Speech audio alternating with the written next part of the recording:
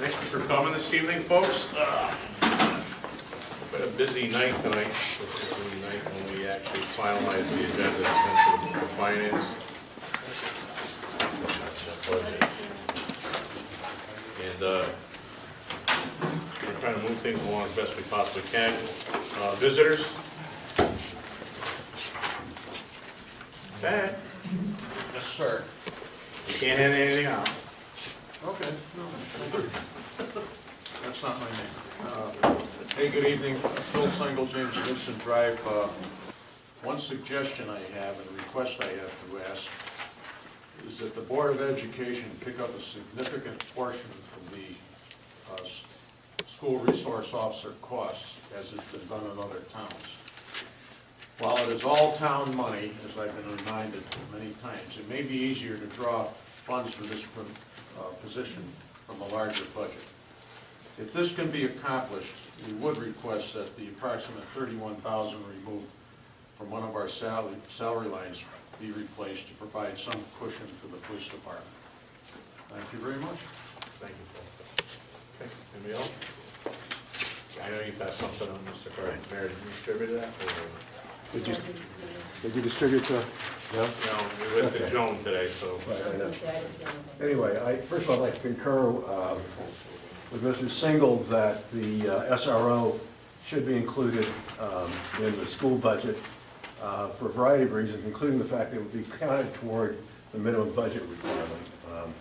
And with the large surpluses of the last 2 years, even after budgets have been defeated, asking for another $1 million is, I agree with Selectman Giannotti that that's inappropriate at this time. So I would just make that point, and I'm sorry you didn't get the response. Thank you, Kirk. Anybody else from the visitors? Moving on. Moving forward with master's degree, which took about $40,000 of that $100,000, and the other contract dollars, we're already at about $129,000 of the $100,000 in the unsettled contracts, not counting the last of the contracts with the secretaries.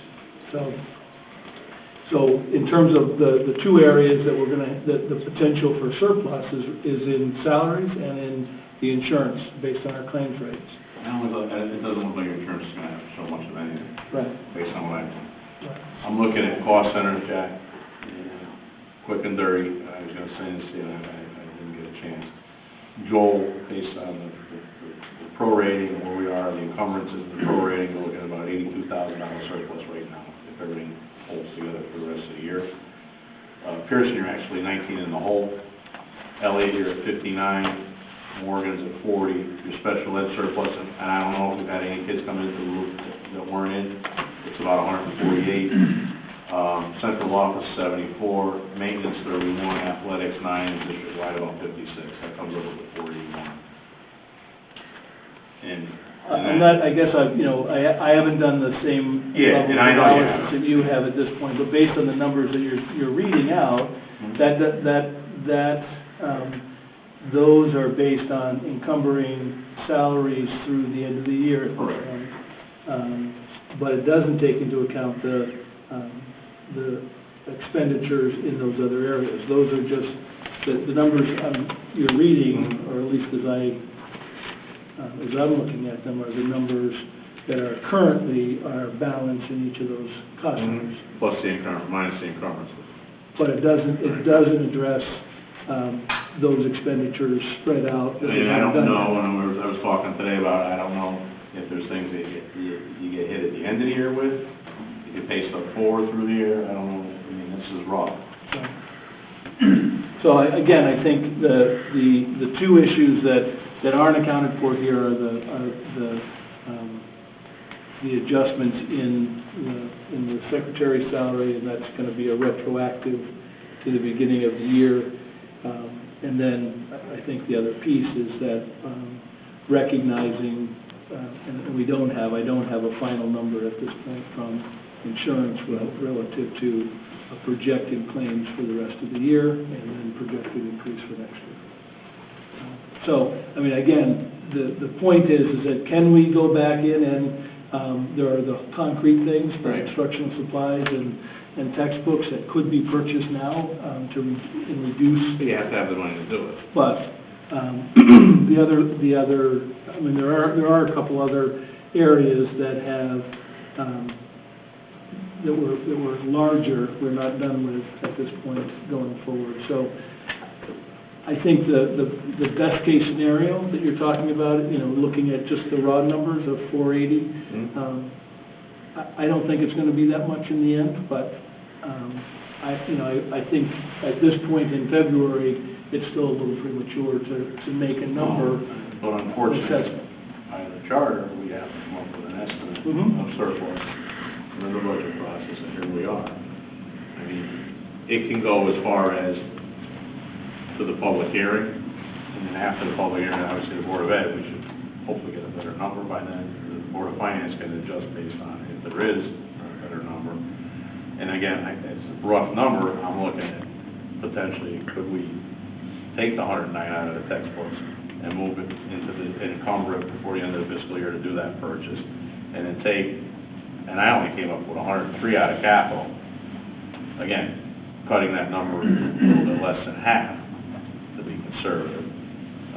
And I'm looking at things that to me look like you can get moving now on, which would be the air conditioning, the Joel Pool, Blue Wing, the slate for the main roof over here, Pearson, and the sink cabinet replacement. And the lever hardware, as I know, is an ongoing thing. So that's something that shouldn't be that hard to get into motion prior to the end of the fiscal year so we can encumber the money. And that's all I came up with potential. And I know we don't have line item control. I'm just trying to, I hate to come in and just say, cut $200,000, you figure it out. I try to look at it as what's going to least impact the kids on a day-to-day basis in their learning. I'm not saying don't buy textbooks. Obviously, we need to buy textbooks. And I'm not saying not to do the roof work and do the air conditioning. I don't want to see stuff taken away from extracurricular. I just want to see stuff taken away from the personnel that are actually directly involved with the learning process. Well, of course not. Unfortunately, we have to present the town with a budget that's reasonably going to pass, and I guess that's really the dilemma right now. That's the problem. Jack, if it didn't pass it at this, where would you think you would go after for cuts? That's a hard one. I know. I I couldn't think, say either myself. I think that the issue is that we have, what we've done at this point is present something that we think is reasonable based on the needs that we've identified. So, on surface, we would certainly relook or re-examine elements of the personnel requests. I think there are some that have to be in there that can't be reduced. If we had existing personnel or as are you talking about existing the personnel? the additions that we've requested, so we'd have to look at those again. We'd have to look at if in this short term, or if the budget really could go down and we had better information about retirements, that we could look at leveraging that. And that's, that continues to be that problem issue, is that if I project, 5 people and then no one retires, then that's a big number. And do we necessarily, if we had 5, say, do you necessarily have to fill those? Would it be more important to have these specialists, as opposed to say, I'm just using an example. It's a good question. And I think some of it is about the positions that retire. In reality, and are there places where we might be able to reorganize given a particular retirement? Perhaps in the general classroom areas. At this point, I would say no, based on the distribution of the population. But again, if we had specific requirement or retirements in particular areas that we might be able to then think about differently. Right this minute. No, I don't have any specific, but I'm saying if... every time we get a retirement, we look at that. Like a room size or, classroom size, is it going to make it to a, right. like it's not gonna take it to 30 kids, is it gonna take it from, say, 22 to 27? 19, or Right. that's something that's still reasonable, that, but you'd still get a specialist and, Right. you know, You know, the thought of adding these coaches into it's still, I still question the idea of adding ancillary staff in a time of decreasing enrollment. I mean, decreasing population in the schools. It just seems like this is a time, and I understand your thinking and why you want these people. I have to say, in the last week, I've spoken with various people in the school system about these coaches and their roles and their usefulness and what they bring to the situation, and I didn't meet anybody who felt like the coaches were a grand addition to the education process, frankly, and that's speaking with parents and that's speaking with staff members. well, except if your child doesn't have a learning. Well, what, you know, how many years can you justify adding to the overhead of the schools when the population just declines year after year after No, that's year? what I said, maybe you need specialists as opposed to just a general, and I'm not taking anything away from the social studies or an English teacher, but, you know, maybe the specialists.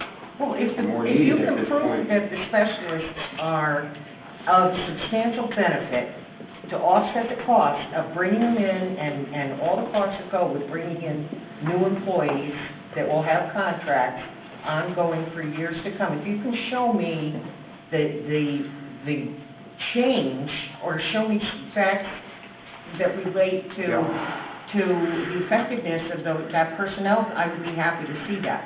Because what I have heard is that it's not the best use of the money.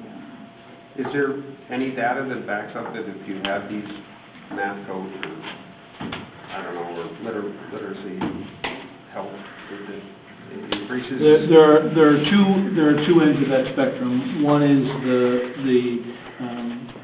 the tracking that we do on all kids that are in the various tiers of intervention from the intervention side, and the number of kids that would be further behind as a result of not having those interventions. So yes, we can show we can chart that progress in terms of the movement of kids' progression both in literacy and math.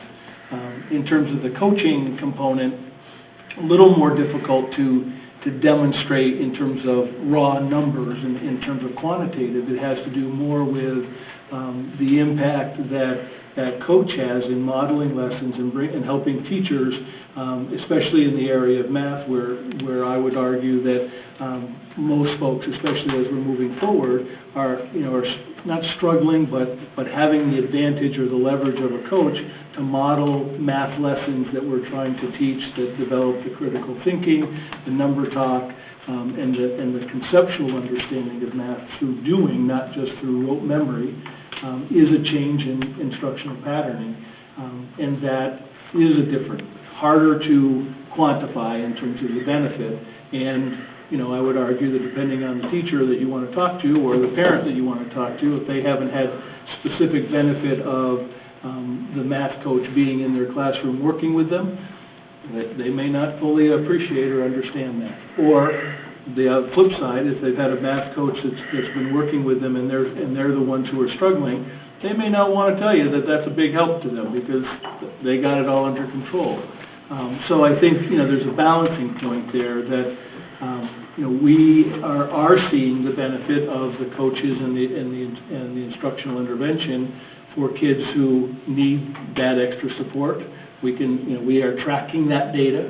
And second, in terms of the change in instructional practice, sometimes that's the necessary impetus to be able to model those lessons from somebody who really has that level of expertise. Those positions, in some level, don't necessarily become, an infinite or a permanent position as much as they are in, moving forward with a particular curricular area. And the issue with literacy, coaching, and intervention, we've tried to combine those in a way that has benefit for both kids directly in terms of intervention and helping them get better at their skills, but also to help to refine and improve the instructional practice so that classroom teachers can do more of that intervention on their own as well. So we don't have as many kids in the intervention. And we also, are seeing, higher levels of discrepancies with a portion of our population coming into our schools, both in terms of behavioral and school readiness. So declining enrollment or not, we still have, increased needs. And, I don't know how else to frame that for you. But yes, there is data, and yes, there's the tangential or anecdotal evidence that the benefit of the coach relationship with teachers is in fact beneficial. All right. So any recommendations? And Ray, you threw out the 1.5%. Is that on the operating, or is that on the operating debt and capital? I guess what I'm looking at is right now, just under operating. I think, again, the practical problem is I think a lot of what they're requesting does make a difference. I think it's important, it's good to have, no doubt about it. The question is, what are the voters going to approve? What can people be putting towards that? And so, if we're, That's what you're talking. and that's the problem. But last year we went through this. I think John's correct. The voters shot the budget down, and we're going to come out of it now with a 3.14% increase. It's not going to sell. So I guess my opening ante is take it up 1.5%. So take it down 1.5% or thereabouts. That works out to be about $475,000. But I'm open to what other members on the Board of Selectmen have to say about that. Maybe that number's a little too low, maybe it can go up a bit more. But I'll be honest, I think it's going to be a hard sell this year. I think it's going to be a hard sell with that. Yeah. Of course, from one of these. 1.5. You think that's still too high? I think it's going to be a hard sell at just from last year. At zero, it's hard. Right. Yeah. That's where I was starting. Well, I understand. Remember that, I go to some contractual stuff, and just with the salaries, with the certified salaries, the contractual obligation to that is $730,915 above last year. Automatically. All right, those are beyond our control. And that's where I come up with the 109, because basically if you take the 958,892 in the operating and drop the 109 out of it, you're basically down to the 849,018, which is the contractual obligation we have right now with the non-certified salaries, employee benefits. That's what the increase is. So when you add the 109, you take the 109 off of the 958, you get back to that.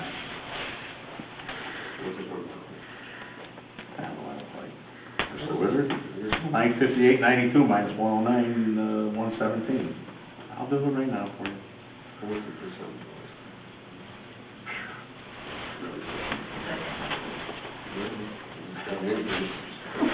Yeah.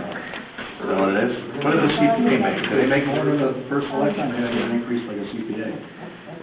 Huh?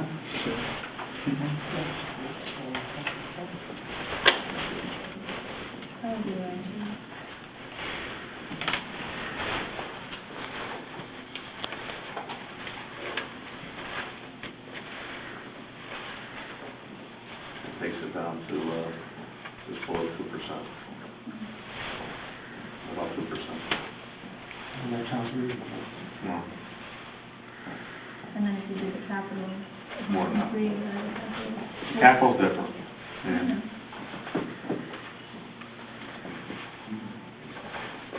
But it's thinking outside the box. I don't know, I'm throwing things out there. Right. I mean, I'm trying, again, I don't want to impact, I'm trying to stay away from things that are going to I think directly go at the kids. Right. To your point, I think if you have, there are some things certainly that if that is the intent, to look at trying to make those purchases at this point out of capital. There are certainly things in capital that could be done between now and the end of the school year, no question. And those are the things I targeted when I looked at it. I don't think I don't necessarily think they could be done, Jack. I think they could begin the process, and the money at least has to be encumbered prior at the end of the fiscal year, right? Yeah, I think the air conditioning piece is a harder one to put on that list. Okay. But I think there are certainly in the system-wide, you know, the number, I don't know what you came up with, what you were looking for total, I didn't catch that.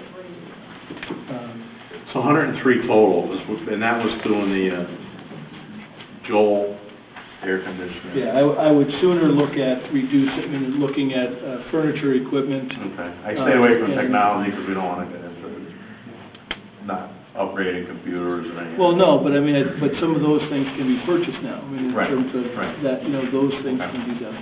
So if that's the number between, you know, those two, for us to, I don't know if it is or not. I just threw it out. You know, Ray wants to walk out here without his shoes and socks, and then, I think he's just really. no, Ray, and that's the concern we all have, and I've been doing this a long time. And you hope that when you throw it, and I know this isn't you know, a budget they just threw together and pulled out of the sky, they're certainly on their behalf are trying to address what they feel the needs of the students are and the school system itself. We're looking at the bigger picture, it's not just the school system, but it's the town. And like John, you said at our meeting last week, you know, we bang away at the police, we bang away at public works, we hit every little department for $1,000 here, $500 here, trying to pare it down to make something that we can present to the people. And then we still hope, and like we did last year, both town and Board of Ed budgets combined were like 1%, right? And you hope that the people get off their butts and get out and support. But they don't. And are they gonna? There's no reason for me to believe that they will this year either. Why should? Well, because you end up with about 3,000 people deciding what the other 10,000 people in town are going to be stuck with for the next year. Which is unfortunate, but that's the way it is. And that's why we're trying to put a budget together that we hope that people will accept. At least realistic, I know. because then they're gonna come down to shoot the town budget, you know. Well, inevitably, if they come down against the Board of Ed, they're going to vote against the town. If they're coming out against the town, they're going to vote against the Board of Ed. Usually, it's not till the second time around that one or the other passes. You know, I gotta say this, though. I've lived in Clinton since I was 7, came with my parents. And the one thing I always thought and recognized about the people that live in Clinton is they're very generous, very concerned. If they're going to shoot a budget down, it's not for selfish reasons. Mm-hmm. You know, the economy. They got to pay their bills. They got to pay the bills, and that's the problem. And, you know, I'd love to give us a Cadillac in education, but I think this is what we had last year said that sometimes you get a Studebaker. And so I don't want to put us in a car that's not safe for driving. I'd like to get us as close to the Cadillac as we can get. I mean, I got 2 kids, school-age children now. You know, but we have to be realistic in our numbers, and that's a big problem. Right.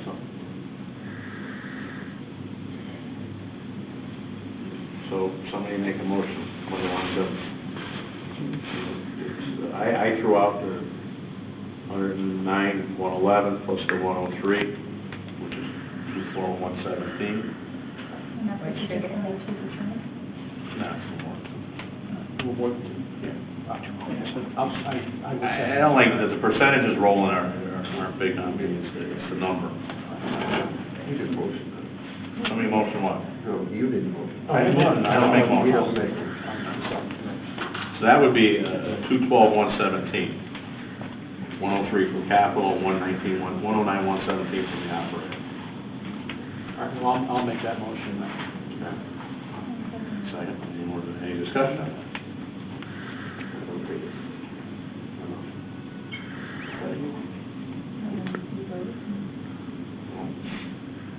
Motion, second, all in favor? Aye. Aye. Opposed?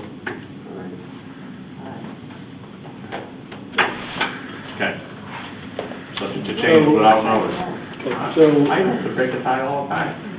I'm a voting member. question, just for clarification then, is the... You can take it wherever you want, the 109, 117, we can't give you, but that was my suggestion. So that total number from the budget, 212, 117. from the total budget? The only thing you or- can't touch is debt service. Right. Okay?